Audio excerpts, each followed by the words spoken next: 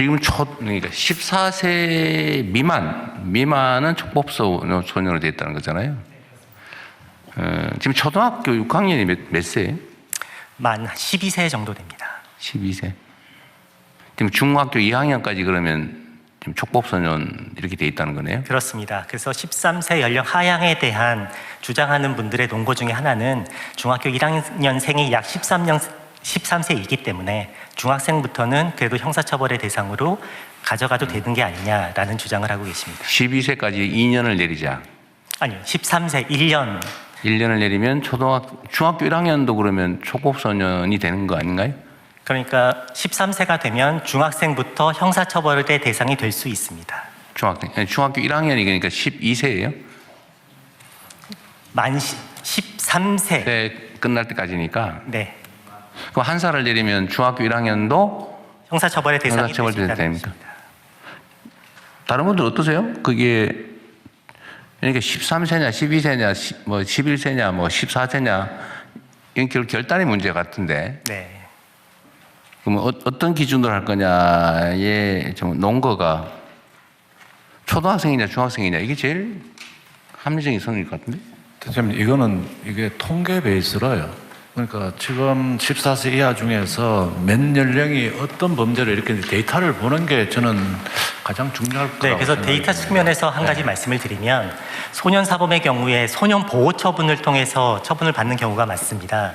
10세부터 19세까지 연령별 보호 처분 대상자를 분석을 해보면 14세, 15세, 16세, 14세 이상들이 약 15% 내외 각 연령대가 15% 내용 여지를 지금 차지하고 있는데요. 13세도 그와 비슷한 15%대의 비중을 차지하고 있고요. 다만 만 12세로 내려가면 약 5% 정도의 비중을 차지하고 있어서 약 한 살 차이에서 약 3배가량의 비율 차이를 보이고 있습니다. 이게 그런 것도 있을 것 같아요. 중학생일 때하고 초등학생일 때 마인드가 다를 것 같아요. 당사자들의. 중학생이면 약간 뭔가 새로운 세계에 새로운 사람이 된 느낌이 들 수도 있죠. 환경도 다르죠. 마인드와 환경이 다르죠. 국제적인 상황을 좀 살펴봤습니다. 그랬더니 OECD 회원국들은 12세부터 14세 정도, 그리고 각각 다 다릅니다. 그게 한 가지고, 최근에 각 나라들이 조금씩 늦추는, 그러니까 연령을 낮추는 추세에 있습니다.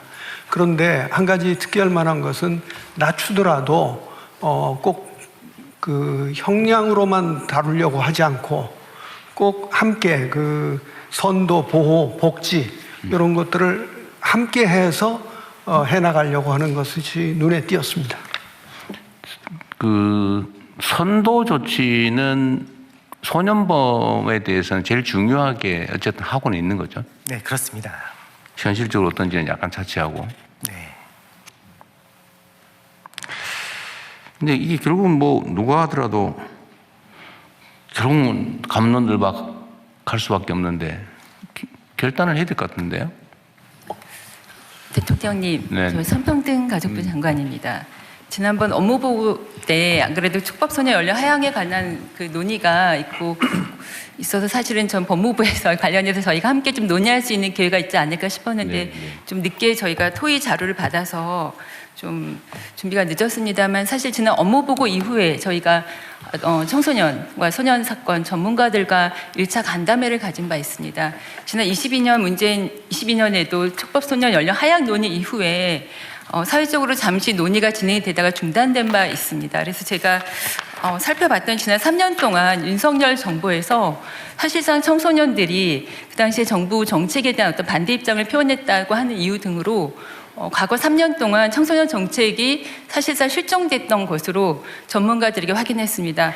사실 성평등 가족부가 성평등 가족 청소년부로 이름을 개명하자는 안이 여러 건 발의될 정도로 저희가 청소년 정책에 대한 총괄 부처입니다. 그런데 촉법소년 연령 하향과 관련해서 저희가 그동안 적극적으로 대처하지 못했다는 점에 대해서 담당 부처장으로서 굉장히 죄송하다는 말씀을 드리고, 제가 최근에 관련 자료를 찾다 보니까 특히 소년 사건 관련해서 그 아이 실패는 사회 실패라고는 이야기가 있습니다. 저희가 과연 우리가 이 연령 하향 문제를 이 자리에서 결정함에 있어서 사회 실패를 인정하기 위해 과연 우리가 아이를 정말 우리 사회가 소년들에게 안전하고 행복한 사회라고 하는 비전을 보여줬는지 먼저 우리가 최선을 다했는지 저희가 먼저 점검해 봐야 된다는 생각을 했습니다. 그래서 저는 이 하향 논의 오늘 토의 이후에 한 상반기에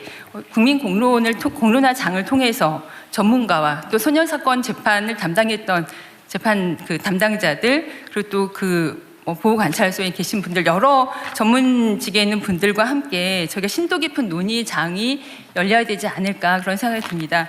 제가 법무부에서 준비해 주셨던 안에 대해서 갑론을박하고 싶지는 않지만 실제로 소년 범죄 예방 및 재범 방지 대책의 실효성으로 여기다 제안해 주셨던 내용 중에 보면은 법무부 소년범죄 종합대책 추진 내역 추진과 12개 중에 예방과 관련된 건 단 한 건이었습니다.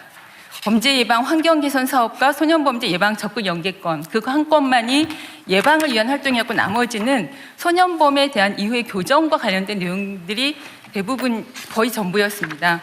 그나마 범죄 예방과 관련된 부분도 22년 3월부터 12월에 단년도 사업으로 환경 개선 사업만 하셨을 뿐이어서 저는 이 부분에 대해서 저희가 다시 한번 점검할 필요가 있지 않을까 그런 생각이 듭니다. 네, 일리 있는 지적이시고요. 근데 법무부에서야 어쨌든 예방 사업은 법무부의 소관 아니고 성평등 가족 청소년부 소관이니까 그랬겠죠. 예.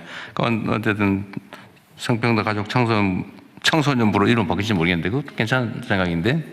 네. 어쨌든 그건 성평등 가족부의 업무 소관이기도 하니까 좀 잘 검토해 보시고요. 그러면 이거를 이 자리에서 바로 결정하기 좀 그런데 목표 시간을 정하고 계속 논쟁하다 끝낼 수는 없으니까 한 달쯤 할까요? 한 달쯤? 한 달쯤?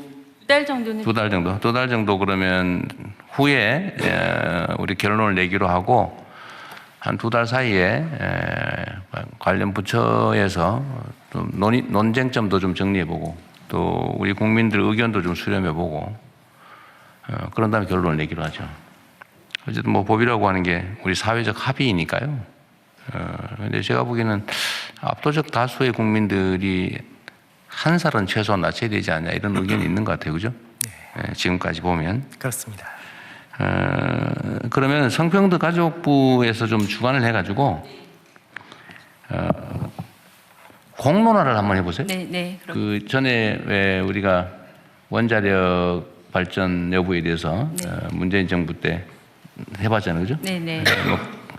어쨌든 중요한 사회적 현안이니까 네. 좀 적정하게. 네. 소위 우리가 지금 준비하고 있는 중에 시민의회 이런 것도 있죠. 네. 그런데 첫 출발로 하면 이걸 한번 논의를 2달 안에 한번 쭉 논의를 한번 해보죠. 네. 집단 토론 한번 해가지고 네. 수기 토론이라고 그러죠. 네. 수기 토론을 한번 해서 그 결과도 좀 보고 국민 여론도 좀 보고 네. 또 과학적인 논쟁을 거쳐서 2달 후에는 결정을 좀 하도록 하겠습니다. 네. 이 부분에 대해서 교육부나 또 보건복지부도 아동권리와 관련해서 다 관계부처이기 때문에 함께 논의하도록 하겠습니다. 공론화는 어쨌든 이 문제에 대한 국민적 논의는 성평등 가족부에서 책임을 지시고 다른 부처에 필요하면 협조를 좀 구하도록 하시고요. 네, 알겠습니다. 어떻게 처분할 것이냐는 법무부 소관이긴 한데 어떻게 정할 것이냐는 성평등 가족부 소관 같으니까 잘 준비해 주시기 바랍니다. 네. 네.